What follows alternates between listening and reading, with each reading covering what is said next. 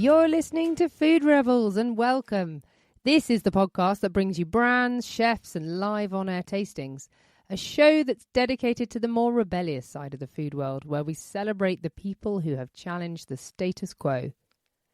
We'll be giving you a peek behind the curtains and inside the minds of the people who are shaking up our food industry. You know me, I'm the show host, AJ Sharp, taste expert, food writer, great taste food judge, and of course, business owner. I love meeting new people and tasting new foods. So, sit back as we hear more stories from people in food who dare to be different. Welcome on this sunny afternoon. I am really excited to welcome Dan Shearman from WilderBee on the show today. Welcome, Dan. Hi, thanks for having me. So great to have you on the show.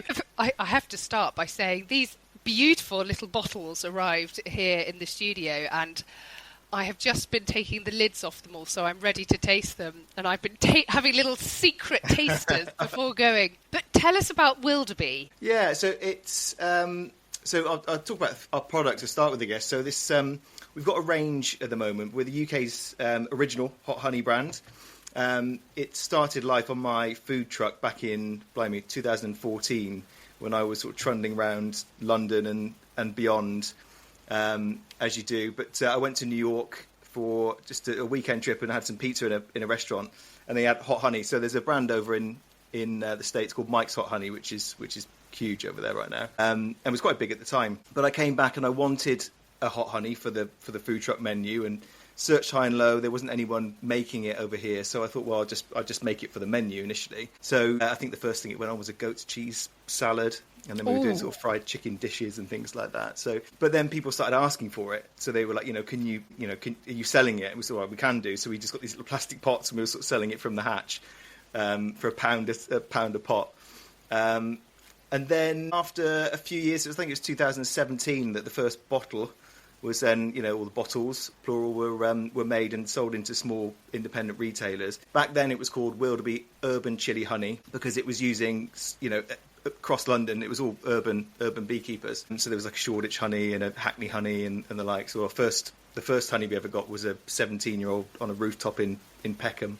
No way. And then he sort of discovered that it was girls or whatever, and he sort of decided he wasn't going to do it anymore. It wasn't cool. It wasn't cool enough. So we lost that supply. But yeah, so that was kind of how it started off, and then from there it kind of just the usual route through small indie retailers. But then we had that period, pandemic. Everyone's got a pandemic story, but it was like it just went off a cliff for us then because it was we couldn't really get access to our supply. Most of the beekeepers were elderly and didn't really want to come out, so that was it then. We had to everything paused.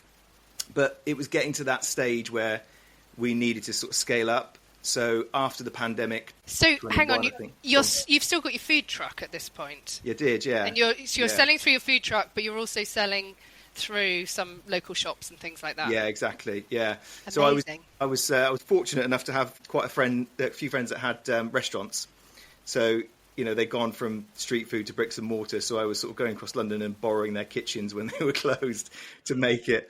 So tell us about it. Before you go any further, what is hot honey? Because this is not something that I think many people have encountered that much in the UK. No, yeah. So hot honey it's a chili infused honey, effectively. So it's our original range was just the pure honey, which it still is now, infused with Scotch bonnet chilies. Mm-hmm. So it's sweet and spicy. That's the original, yeah. So this has got a lovely black label on it, a 1-star great taste, Scotch bonnet infused, made with ethical wildflower honey. Cool. So this is what you started here. That's when we started here, yeah. So same recipe. Is that when you're trying it now?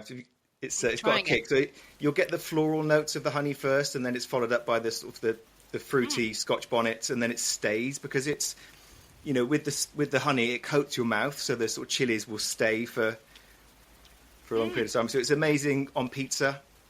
A lot of people have it on pizza, which is where I sort of discovered it on pizza over in New York. Cheese, ice cream. It's really nicely balanced. You kind of think it's going to be absolutely... Because it's Scotch bonnets, right? They're obviously known for having a bit of a kick. But actually, it's really fruity. It's warm. I've got a warmth in my mouth. But if it was out of 5, I'd say it's only probably a 2. It's like the lovely warmth. Maybe it went up to a 3 and then down to a 2. but because of the sweetness, it really balances it beautifully. So you get this kick, but you don't get a sort of painful kick. You get a really pleasant warmth from it. It's lovely. Yeah, exactly. I've never tasted anything like it. It's really it's definitely the entry level one. This this is still our most popular of all the lines. So it's like I say, it's so versatile with the original that you can put it on anything. We haven't found anything you won't go with yet. So like I say, ice cream and also in cocktails, spicy margarita cocktails. Nice. So on cheese, I can really see that being delicious. It's a winner for the cheese board. Yeah. So which one comes next? Is it the Korean style or the sriracha? Yeah, the Korean style was the next one. So the gochujang hot honey. So that was the one that we came out with next. So because we had the belief that hot honey was going to become a thing over in the UK, which thankfully it has now, and the trend has caught on. But, we wanted to continue innovating because we knew there was going to be someone, nipping at our coattails. And there was. A lot of the bigger brands started coming out with them as well. So we wanted to innovate the range. So this was the next one we did to sort of bring out something different. So this has got more, you'll get sort of more umami levels from it. There's more texture in this one. Kind of, what is that texture from? What other inclusions are there? So it's a traditional fermented gochujang that we use, and then I don't know what a gochujang is. Right, so it's a fermented Korean chili paste essentially. So it's made with sort of soy and it's fermented for a long time. So it's basically like you get that real sort of umami. This is incredibly Moorish. I've gone back. Yeah. I've been very delicate on my first taste in case it's really strong, and I've gone back and I've actually cleaned that whole spoon. It's really Moorish because you've got the umami, you've got that savoury, beautiful flavours. There's almost some kind of saltiness. I guess that's from the soy, but the salty sweet combo. Oh, it's lovely. It's great, isn't it? That's a good for barbecue. Great on wings, sort of chicken wings and fried chicken. And as a dipping sauce, I imagine. Yeah. Oh, that's lovely. Really tasty. So many different flavours going. I imagine that with a squeeze of lime over some, like you say, barbecue wings or something. Yeah, great. That's definitely our second best seller, that one. And then the final one's the sriracha. And that's our newest version, So that's, again, the organic wildflower honey that we use. And then it's a traditionally fermented sriracha, as you would imagine. So it's a bit thinner because we use a bit of vinegar in this one as well. But it's, again, that's really garlic forward notes as well because we use a lot of fresh garlic in it. So it's it's got that sriracha kick. It's a bit spicier than the other two, I would say. So it's got a bit more of a kick. Oh, do you think so? Again, I've just licked the whole spoon on that one. For our listeners, what makes a sriracha? Well, it's a fermented one as well. So it's Thai chilies fermented, and again, I think traditionally people would say sriracha needs to be made in Thailand, or it might be, but it's this sriracha would be something that's fermented chili, vinegars, sugars, salts. It's sort of and a garlic, very garlic forward. It's lovely. This one, I can see this in salad dressings or just drizzled across pretty well anything, noodles, everything. Yeah, it's great with noodles. Again, I love sriracha though. Fried chicken, barbecue. Yeah. But I think because there's sweetness. This one is probably the strongest, I agree with you, but it builds quite gently. Like right now, it's actually quite a strong chili flavour, but it's sweet and it's fruity and there's other stuff going on there. It's a nice journey. I really enjoy that. I think the vinegar as well has really helped to kind of cut through the sweetness, which is probably changes the nature of it slightly. Yeah. Amazing. So you've come up with these because you found them in the US and you were really inspired by them, and then you've had this huge demand. So the whole business has really been kind of built off the back of consumer demand, customer demand. Yeah, it has. And we've been, like I say, it's taken a long time to get there because we were quite ahead of the curve, I'd say, when we came out with the hot honey. But, I think that's always the way with, US and UK, isn't it? It's 5 years before the UK catches up. Yeah. And that was kind of what we saw. But yeah, I mean, the consumer demand now has really peaked, and it's become a trend, which, like I say, we knew it would do, and we're now not just in supermarkets, but also producing for restaurants, doing sort of white label stuff as well, and on the menus of a lot of restaurants up and down the country. So yeah, it's flying now, thankfully. So you're in restaurants? Sorry, not just restaurants. You're in supermarkets. So where could our listeners buy this from? So our first major listing was Harrods, actually. So that they came to us, which was a great one. Sort of contacted us. We really wanted a hot honey. Can you would you consider listing with us? Oh, go on then. So that was amazing. And then Whole Foods, and then Co-op. So in about, I think, 200 and 220 Co-ops. Marks and Spencer's. So again, nearly, I think, 280 M&S, so mainly the sort of big food halls. So we'll be in Waitrose from the 26th of May. Amazing. So it's gone really, it's great, and it's been, I guess, with our product as well. We're within the right retailers right now. It's a premium product. We're developing others as well to fit some of those other supermarkets, not necessarily the budget supermarkets, but something that's going to sit on shelf, a bit more obtainable, because if it's going to be sat in condiments, then that's a tricky one. If it's sat in honey, it makes sense, but often some of these supermarkets put it in condiments, next to a £3 bottle of ketchup. I don't think I've ever seen honey in the UK appear in a bottle like this with the kind of very thin nozzle that goes all the way up.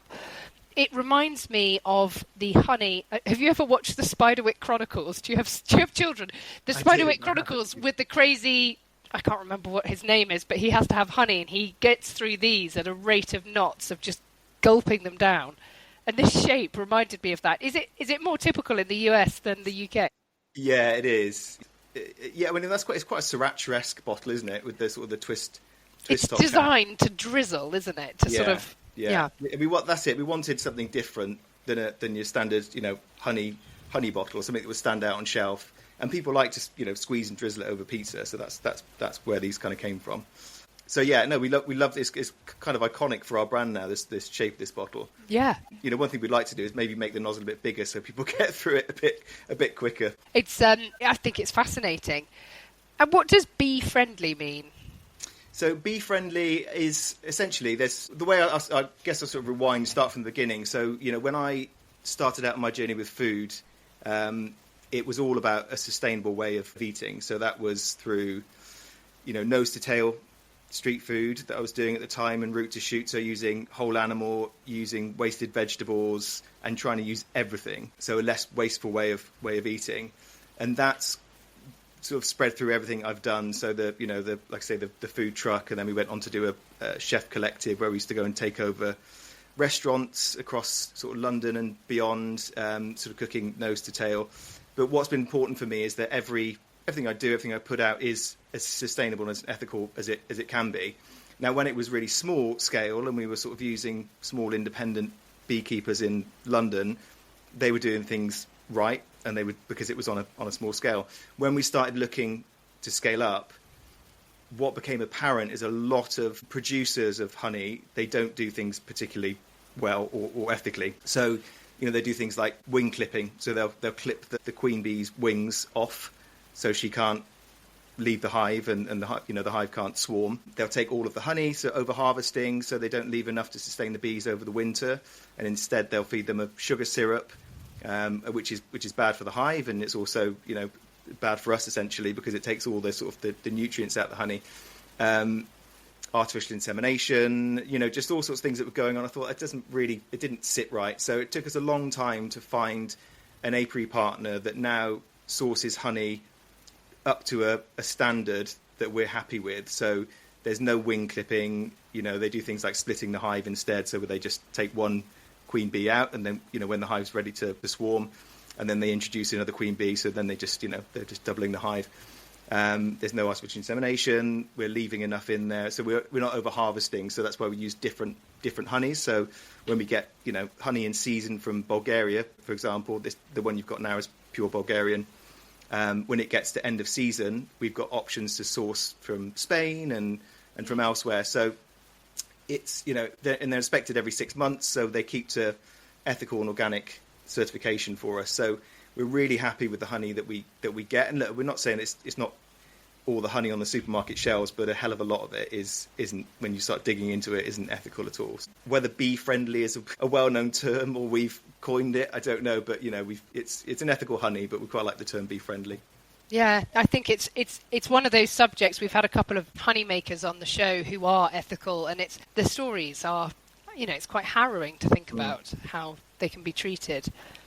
I want to just go back. You mentioned earlier you've got lots of friends in restaurants, because you started your career as a chef, didn't you? Yeah. And you used to cook for some quite interesting people. Can you tell us a bit about that? So this was my sort of food truck life that took me all over, actually. So we used to cater for film sets. So we did a lot of we did Star Wars a couple of times. So oh, cool. Fed Harrison Ford. That's excellent. That's up there, and he came back for seconds. Did he like hot honey? He did, obviously. Yeah, he did. Yeah, he had it on a ribs. We did some what was it? It was a short rib recipe with a hot honey. Amazing. Unofficially endorsed by Harrison Ford. Yeah, I mean, yeah, exactly. I'm in. Yeah, we should stick him on the website. Yeah.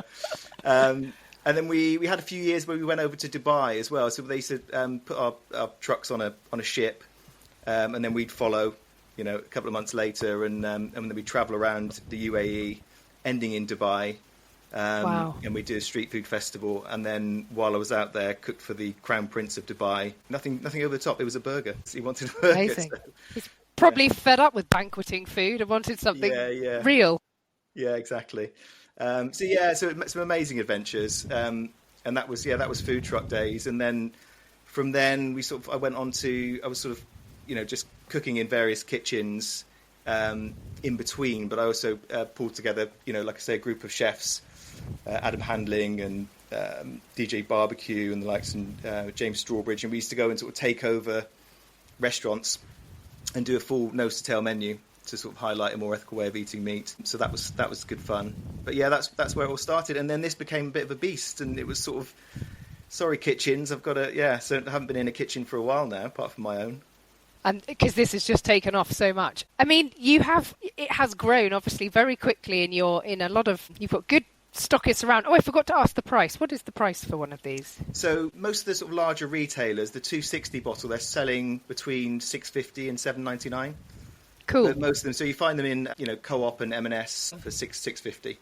Brilliant. Okay, so we know where to get it. Was there a moment where you were on Dragon's Den? Can you tell me a bit about what happened there? Yeah, well, we didn't actually get shown, unfortunately, but there's never any guarantee. So we had the audition, and they said that we'd like to. We were approached. I think most people are. We were approached by a researcher, and then went through the audition. Great, but my business partner couldn't come at the time, so it was just me. But I've got dyscalculia, so I don't know if you know what that is, but basically, I look at numbers and they're all over the place. So I'm not the numbers guy. It's dyslexia of numbers, isn't it? Exactly, yeah. So, but I thought, I'm going to go on anyway because, it's just a huge opportunity. So we took a ringer who was a friend, spent days trying to, he didn't know our business at all, put the numbers in his head, but, lights, cameras, dragons in front of you, it all kind of went. But so I'm kind of glad they didn't show it, to be honest. But it was a great experience, nevertheless. They all loved the product. It was brilliant. But, and also we didn't give away, I think it was 20% we were going to give away, or, and that was the highest. So thank God we didn't, because we own all of our business now. So yeah, we've done it without them. Yeah, so what did you learn from that experience? If you're going to go into a pitch meeting, take a laptop, I think. A normal pitch meeting where you can open your spreadsheets and tell them what the numbers are. So yeah, it's I think it was a great experience, like I say, and we took on some good advice from them. But it was they were all lovely, to be honest. They were really nice, and as long as you're not arguing and you sort of you're not answering back, then they're really nice. So yeah, it was a great experience. What advice did they give you? Know your numbers, I think was the was the biggest one. They say that to everyone, though. Yeah, no one ever knows their numbers. I know. And I don't. Well, actually, apart from that, to be honest, they didn't really give. They all loved the product. So it was. I guess we were a bit disappointed when it didn't come out, because I thought I'm willing just to look like a bit of a plonker on TV to get some really good, feedback on the brand. But I think the only bit of feedback we got was on the. I think we got asked about the plastic, because that's the only thing that we've always sort of thought.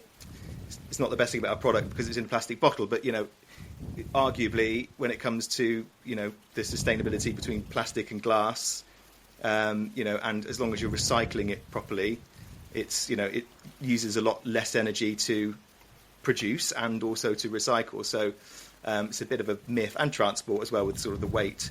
So we did try and argue that point a little bit to Deborah, but that was shot down. But I think she might have needed a bit of education on that one. But yeah, we're changing our bottles soon to be 100% post-consumer recycled as well. So we're much happier with. Oh, that sounds good. Yeah. Yeah, it matters to people. People do want recyclable stuff. And in terms of, one of the questions I imagine they ask is about production. Like, can you scale up? Can you get it bigger? I mean, how do you make it? Do you have your own kitchen facility? No, we've got a manufacturer that does it for us now. So a manufacturing partner that does it to our recipe. Because what the focus for me has always been sales and marketing, because that's what I'm good at doing. If I can sell it, they'll make it. So in fact, we've got a couple of manufacturing partners that are doing it for us now. Thank God, because it's a lot of work. We're thinking about at some point potentially investing in a kitchen, but for now, this is as we're growing. We wanted to be able to just hit the supermarkets. And that's what we've done. So they're fantastic. There's a BRC accredited kitchen that's making it for retail and hospitality now for us. And yeah, they can. There's no volumes they can't deal with, which is great. Oh, that's amazing. So what's next for you guys? Is it carrying on the same kind of vein and building it out, or are you looking to develop other products? Yeah. Well, at the moment, I think hot honey's still got a long way to go in terms of. The whole UK isn't aware of what hot honey is. Back in the day when we first started, we did a few farmers markets and people were coming up like touching the bottle to see if it was hot. It's like, no, it's But now people are sort of getting a bit more aware of what hot honey is. It's becoming a bit more of a trend, but it's not in everyone's kitchen cupboards yet. So I think we're going to stick with these 3 products for now and get them out to as many. Retailers as possible. We're developing, like I say, something that's a bit more obtainable for, the likes of Sainsbury's and Tesco's, and because even at sort of £6.50, if this is sat, in a condiments category, which in some places it will be, it's going to be a trickier sell. And we've had conversations with those sort of retailers, and at the moment. They don't think the hot honey is where it needs to be for them to take it on. So yeah, that's what we're looking at doing. And then also we're developing another product with the byproduct that we got. So we infuse these with fresh chilies. So with the original, the fresh chilies come out, and so far we've been making a mash with that and then selling that on. But we're going to create something with that. We don't know what it is yet, but we're working with our MPD guys to come up with something. It is hot, though. Whatever it's going to be is hot, because it's honey-coated Scotch bonnet chilies. Oh my goodness, I bet it's amazing. I really like infused salt. I've got chili infused salt that I sprinkle on, eggs for breakfast or whatever. And I love that. I reckon that could be one line. I mean, you don't need a lot to go into salt to make it flavoured. Yeah. Yeah, it's good. Yeah, we're still working on it, but I think it's probably going to be one for the hotheads. It's going to be. It might not be on supermarket shelves because it's going to be. Oh, really? Pricey. Or chili oil.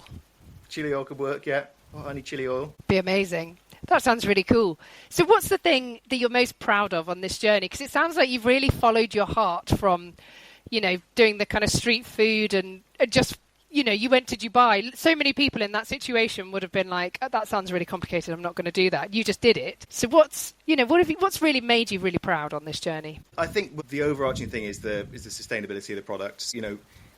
Every element of the product is, I can sleep at night because it's sustainable, it's ethical, not just for the bees, but also for people and planet. And our chilies are sourced from Rwanda.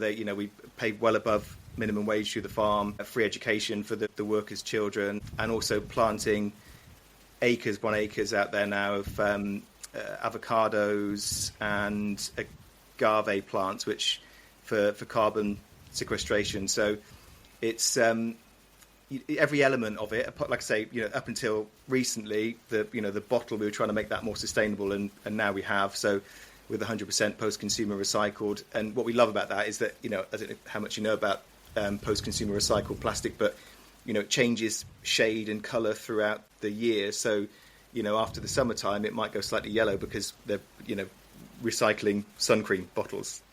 Oh, interesting. So it comes from all over. So we love that kind of story behind it as well. So yeah, every element of the product is really ethical and sustainable. So that's what makes me really proud. And the fact that we're getting these listings now is great. It's come full circle because it was been banging that hot honey drum for a long time.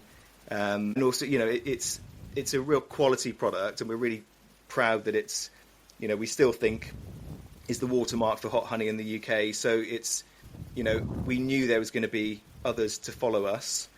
So being the first in the UK doesn't really matter, as long as it's, you've got to be the best. So just the quality of the product as well, we're super proud of it. So I think once people try it, they're sold. So it's certainly getting there. I think it's, like I say, the trend has still got a long way to go, but it's, there's articles almost every week on hot honey at the moment, and we're often mentioned in that. So it's great to see that it's getting there.